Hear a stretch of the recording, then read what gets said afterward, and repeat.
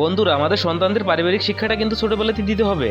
মেয়েটি যখন একটু ওয়েস্টার্ন ড্রেস পরে বাইরে ঘুরতে যাওয়ার জন্য বের হলো, বাবা তার মেয়ের ড্রেসটি দেখে খুব রাগ করলো এবং পায়ের জুতা খুলে মেয়েটিকে তাড়া করলো।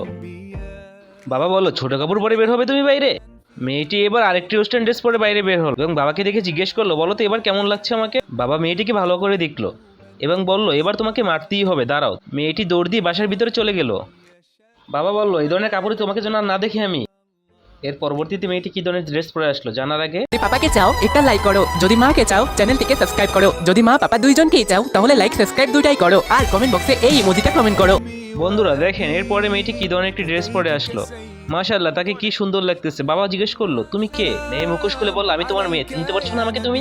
বাবা বললো, তোমাকে আমি চিনতেই পারতেছিলাম না। মেয়েটি বললো, এবার ঠিক আছে না আব্বু? বাবা বললো, হ্যাঁ ঠিক আছে আমার রাজকন্যা। মেয়ে বললো, এবার দাও আমাকে টাকা দাও। এরপরে মেয়েটি টাকা নিয়ে চলে গেল।